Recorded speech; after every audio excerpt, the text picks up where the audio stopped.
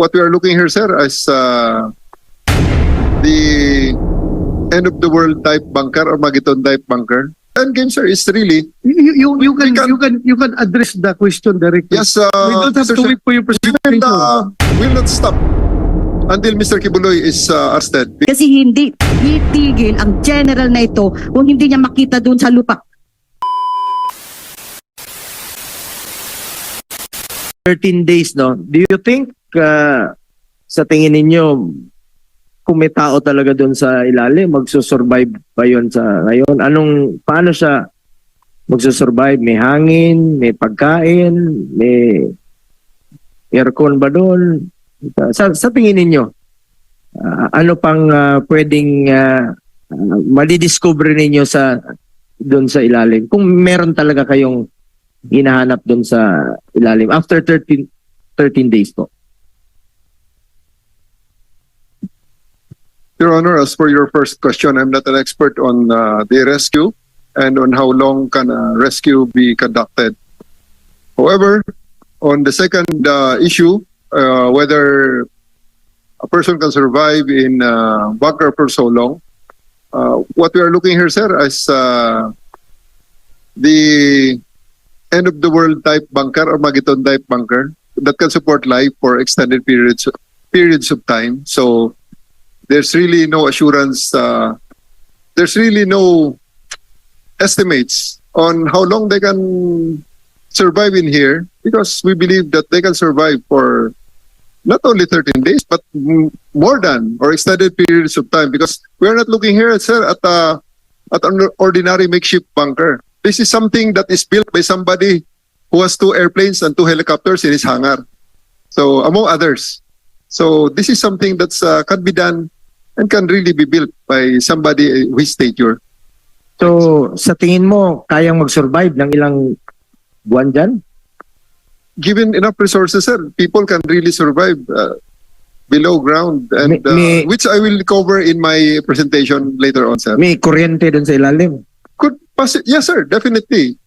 Ventilation, current, food, water, all the work, sir. And it could be very, very a comfortable life for a person, sir. And then yung sa unang tanong ko kanina, yung end game dito, tatanungin ko rin sa KUJC dito. Anong end game ba rito? Anong in-expect po natin? That's also covered in the last 3 slides of my presentation, sir. That will be covered. The end game, sir, is really You can address the question directly. yes. We don't have to wait for your presentation. Will not stop until Mr. Kibuloy is arrested, because we really gonna turn our back against the helpless and voiceless victims of Mr. Kibuloy. So, meaning you intend to stay there forever? Kung forever hindi makita si Pastor Kibuloy? We have some recommendations in my presentation so that we can end this positively, sir. Because as we Remember that compound is not only being used by Pastor Kibuloy. If you believe he is still there, may mga estudyante dyan nag-aaral na hindi na nakapag-aral. May mga nakatira dyan na hindi na nakatira, pinalabas ninyo doon sa kanilang tinirahan.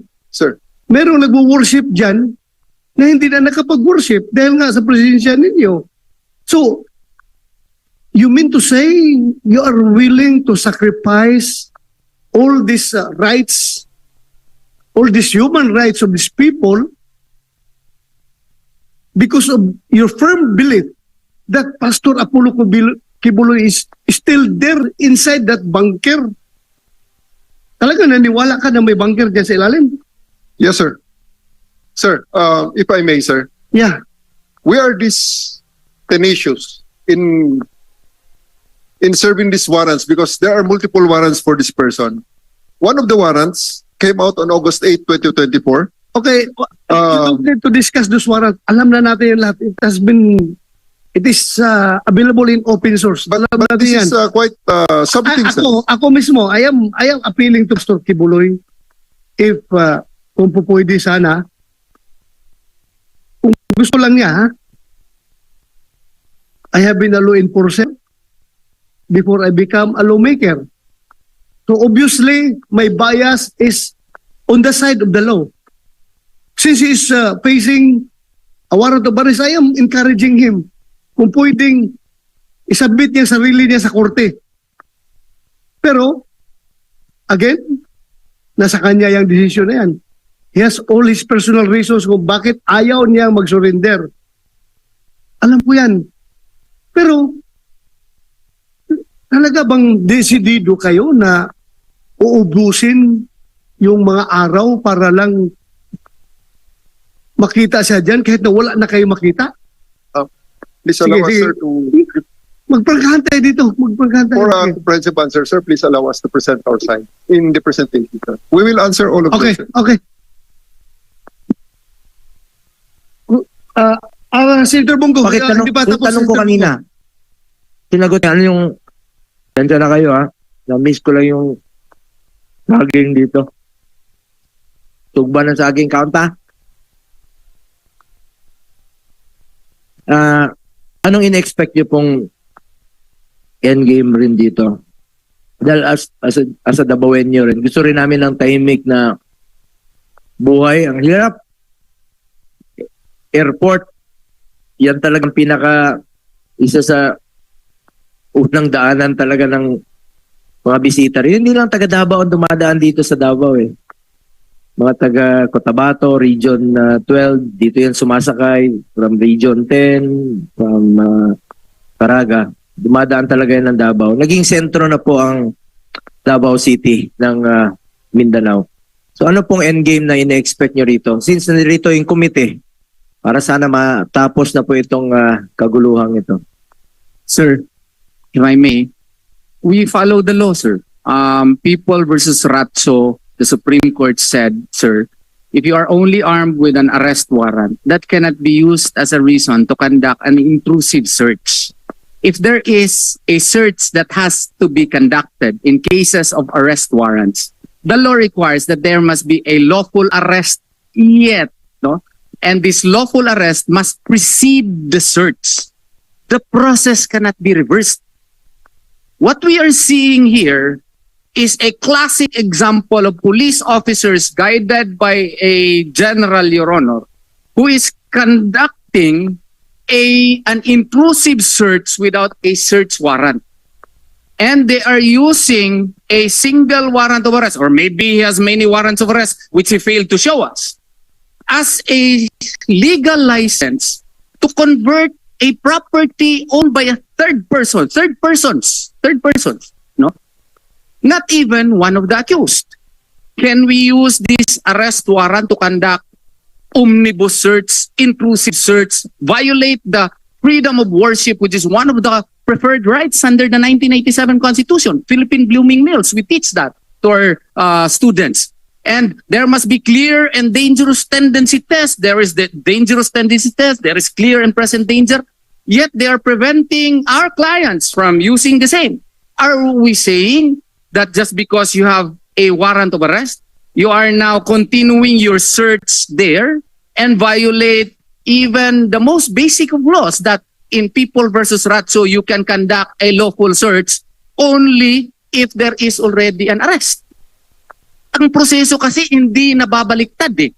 Hindi mo gagamitin yung arrest warrant para mag-conduct ka ng intrusive search and unending and continuing.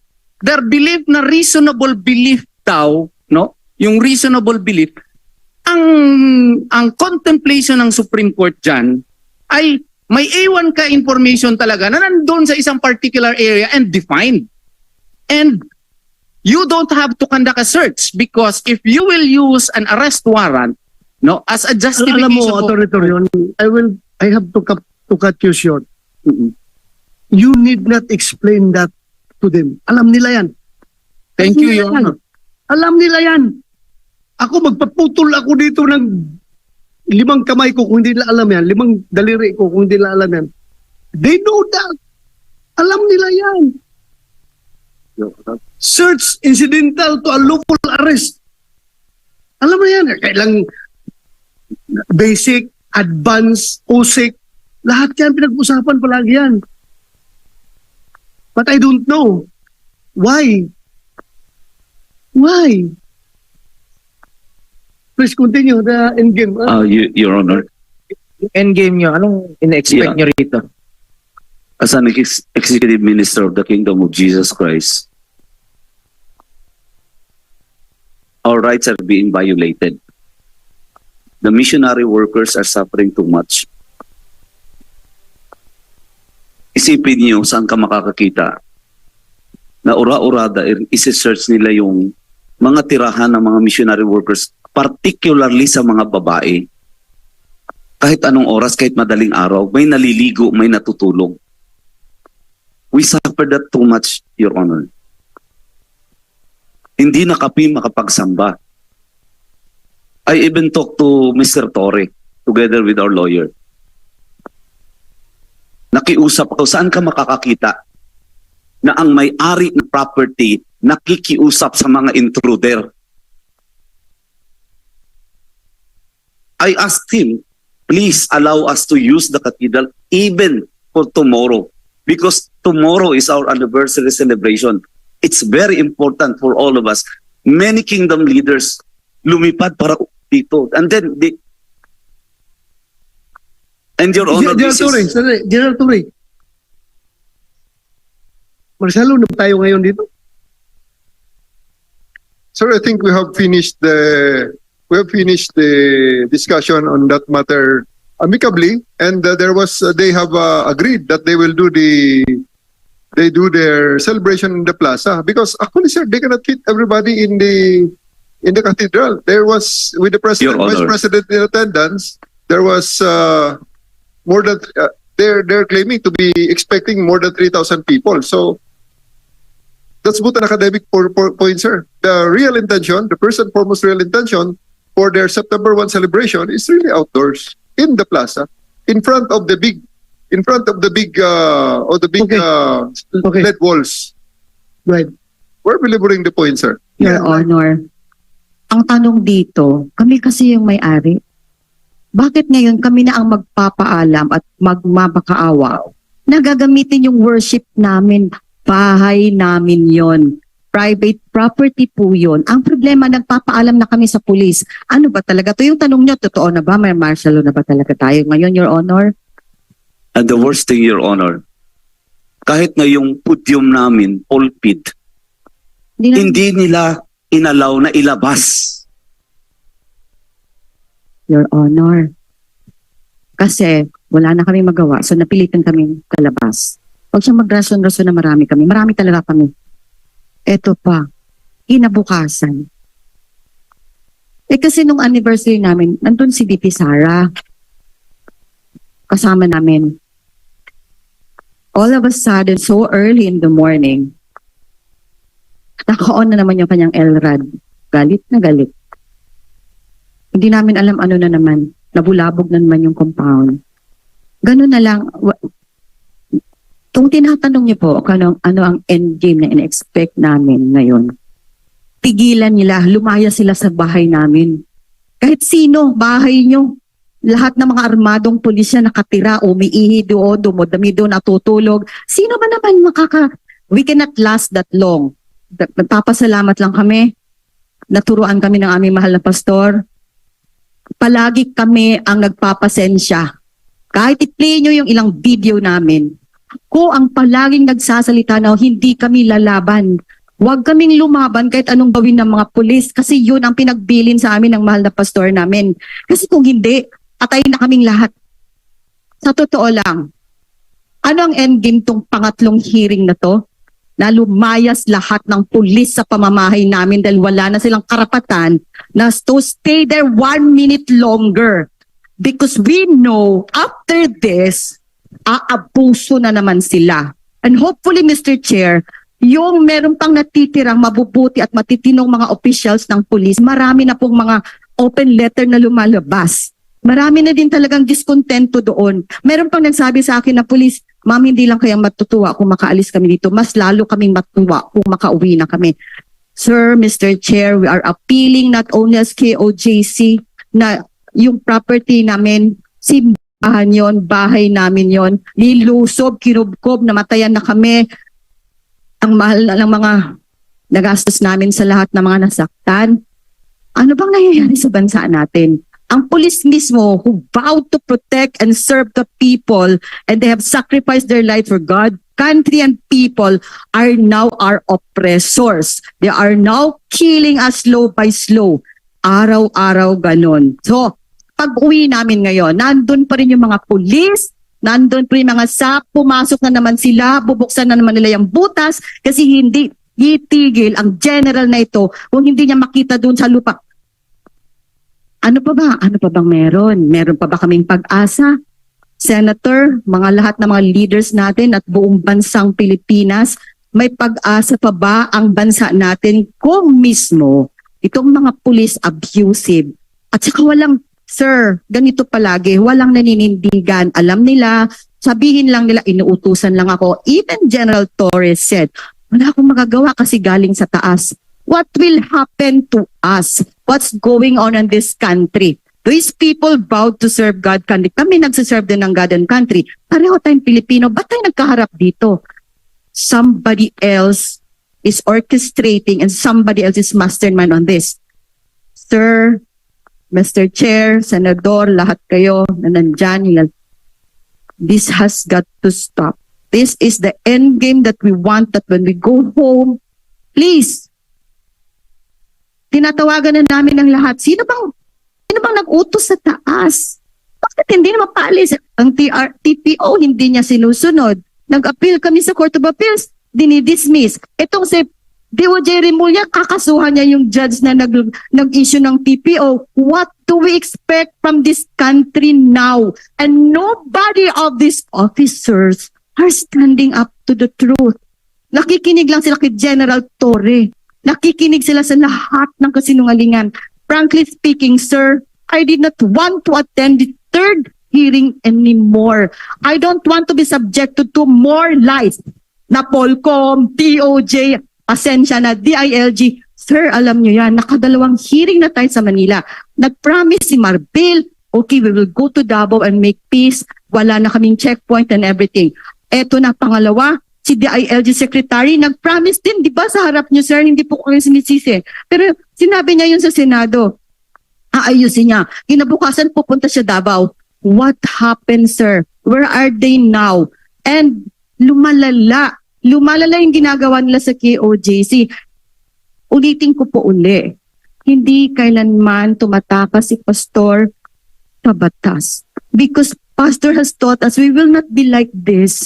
If Pastor did not teach us and inculcate in us the truth, ang katuwiran, ang kabutihan, ang pag-ibig, hindi basta-basta ang dinadamdam namin. Andito yung mga pulis, pwede ba may manindigan kahit isa? Wala na ba talagang boses? Wala na ba talaga tayong batas? Please lang, I'm appealing to this honorable body. Wala kaming narinig ever since June 10, namatayan na kami ng dalawa. Ngayon namatayan na naman kami uli. Sir, yun lang. Can you please let them just go out of our compound? Kasi alam ko, Abuso, meron kaming intel, 21 of September, magmamartial si Torre at forcefully paalisin kami lahat. Hihintayin pa ba natin yan? Hihintayin pa ba natin na mapuno na lahat ang mga kingdom citizen? May mga dugo na talagang dadanak. How long can we hold on? How long? How long will the suffering continue because of the abusive brutalization of police? Ang tao na dapat naming asahan na mag-protect sa amin, sir, they are terrorizing, brutalizing, abusing. Thank you. Cannot General Torre. explain what's happening. Yeah, thank you. General Torre. You can sit down. Narinig na natin ang lahat dito. Is the decision to pull out your troops within your power? Yes, sir.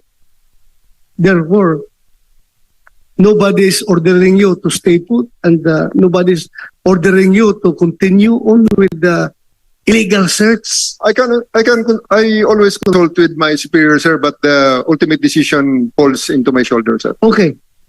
So nakita mo na. Narinig mo na lahat. Kaming tatlo ditong senador, we're appealing to you to please give these people peace of mind. Ibalik sa kanila yung property. Hindi mo kayang gawin yan? Before I give the answer, sir, can I make my presentation so that I can comprehensively address all the issues? Mamaya. Ngayon lang, tatanungin kita, when will you present your presentation? Kasi alam mo, ganito yan, Nick. Ganito yan. If the decision is within your level as the regional director, alam mo,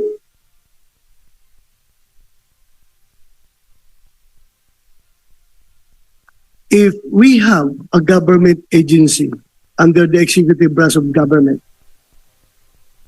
that does not listen to the recommendations, to the pleas of this committee, of this Senate committee. If we have a government agency that does not follow court orders, we are therefore creating a situation na masasabi natin there is a constitutional crisis. And are you willing to place your name as the very person that caused the constitutional crisis? I don't think that is applicable in this case, sir. If you will allow me, before to answer my question, to answer your question, before that, can you allow me allow me to present? Be very liberal to you. Thank you, sir. Be very liberal to you, even though you are not so liberal in interpreting court orders. Pero pasalamat kayo dahil nirevoke ng Court of Appeals yung TPO coming from RTC. But I will be very liberal to you. I will listen to you.